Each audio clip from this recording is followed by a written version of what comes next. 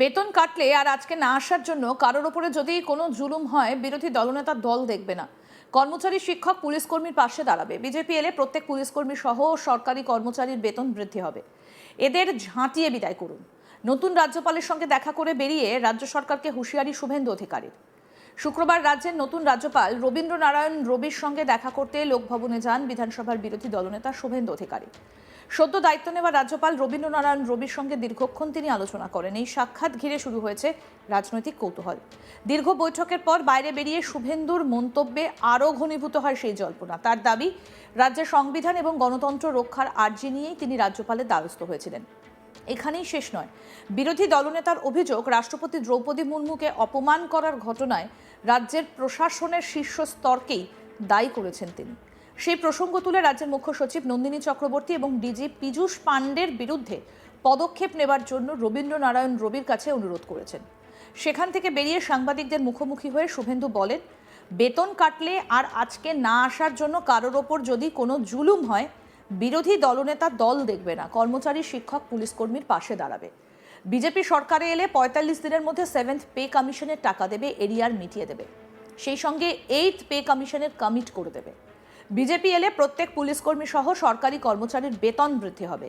এদের ঝাঁটিয়ে বিদায় করুন। বিজেপির পক্ষে হবার দরকার নেই, নিরপেক্ষ হন।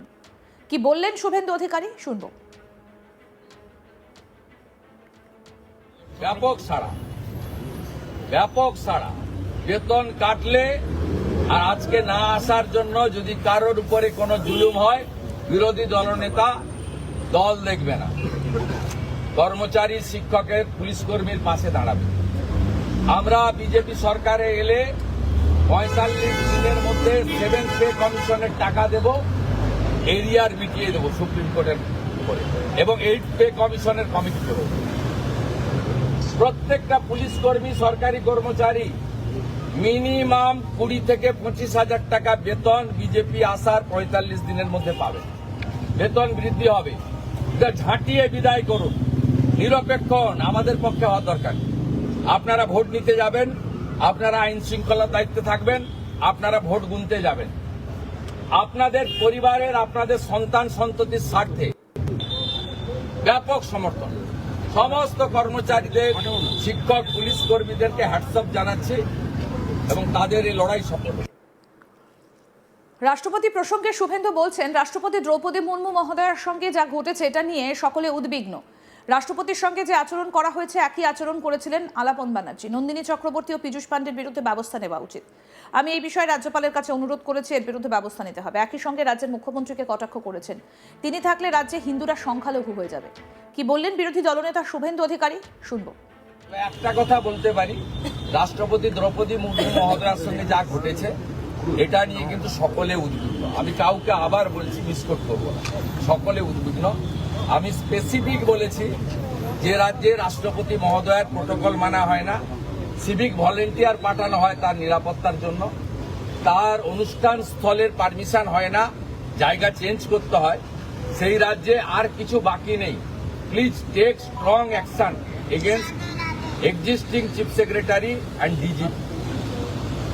আমাদের মাননীয় রাষ্ট্রপতি মহোদয়া শুধু রাষ্ট্রপতি মহোদয়া নয়, একজন আদিবাসী মহিলা, সম্মানীয় মহিলা এবং একজন নারী শক্তি, তার সঙ্গে যে আচরণ করেছে এর থেকে একই আচরণ করেছিল আলাপন বন্দ্যোপাধ্যায়।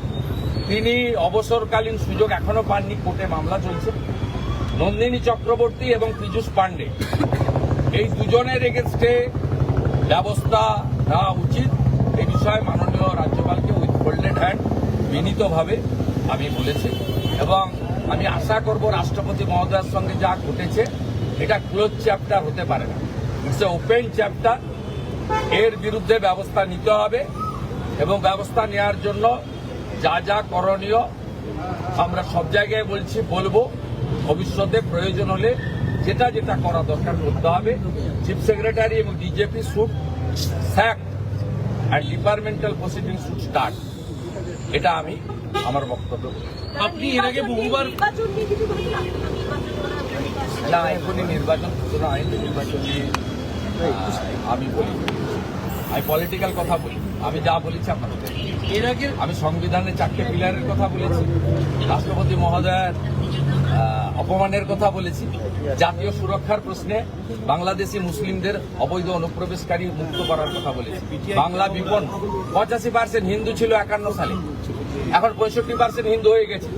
এই মমতা যদি থাকে 41 সালে আমরা সংখ্যালঘু হয়ে যাব হিন্দু, আমাদেরকেও কাটবে হরগোবিন্দ দাস, চন্দন দাসের মতো। এই প্রশ্ন পশ্চিমবাংলার সবচেয়ে বড় জিনিস। কে এমএলএ হবে, কে মন্ত্রী হবে, কে হারবে, কে জিতবে বড় কথা নয়। বাংলার সুরক্ষা হচ্ছে পশ্চিমবাংলায় সবচেয়ে বড় ইস্যু। আমরা হিন্দুরা বিপন্ন। শ্রী চৈতন্য দেবের ভূমিতে, রামকৃষ্ণ দেবের ভূমিতে, স্বামী বিবেকানন্দের ভূমিতে, ইস্কন, ভারত সেবাশ্রম সংঘ, বেলুড় মঠ এবং আজকে এই জায়গায় দাঁড়িয়ে আমরা এই বিপন্নতা মেনে নিতে পারি না। একই সঙ্গে তিনি বলেন, আমি রাজ্যপালকে বলেছি এরাজ্যের বিরোধী দলের এমপি এমএলএরা বিপন্ন, এরাজ্যের বিউরোক্র্যাটরা রিটায়ার করে না, জোড়া জোড়া চাকরি হরিকৃষ্ণ দ্বিবেদী পান, মনোজ পন্থ, রাজীব কুমারেরা পান। কি বলেছেন শুভেন্দু অধিকারী, শুনবো। গোলাপ দিয়ে বরণ করেছি। বিরোধী দলনেতা 11.5 মাস বিধানসভার বাইরে আপনার অভিজ্ঞতায় কোথাও নেই। 5 বার সাসপেন্ড করিয়েছে মমতা ব্যানার্জি আমাকে। আমি এই 5 বছরের বিধানসভায় 11.5 মাস বাইরে ছিলাম। গুরুত্বপূর্ণ সেশনে আমাকে বলতে দেওয়া হতো না। কনস্টিটিউশনের ফার্স্ট পিলার হচ্ছে ল মেকার্স। খগেন মুর্মুকে যেভাবে মারা হয়েছে, কেন্দ্রীয় মন্ত্রীদের যেভাবে আক্রমণ করা হয়, বিধানসভার ভিতরে বাইরে বিধায়করা বিরোধী দলে যেভাবে আক্রান্ত হয়, তাতে আমি বলেছি যে সংবিধানের প্রথম পিলার ল মেকার্স, অর্থাৎ এমপি এমএলএরা এই রাজ্যে বিপন্ন, এই বিরোধী দল। আমি বলেছি এই স্পিকার 15 বছরে সংবিধানকে মানেননি। 10th শিডিউল 54 জন সুইচ ওভার করেছে, ভিতরে এক দল, বাইরে এক দল, এদের সদস্য পদ যায়। দ্বিতীয় বলেছি ব্যুরোক্রেসি, কেউ রিটায়ার করে না। আলাপন ব্যানার্জি প্রধানমন্ত্রীকে অপমান করলে তিনি মুখ্যমন্ত্রীর অ্যাডভাইসার হন। জোড়া জোড়া চাকরি যদি কেউ পান, হরিকৃষ্ণ দ্বিবেদীরা পান, মনোজ পন্থরা পান, রাজীব কুমাররা পান, কেউ রিটায়ার করেন না।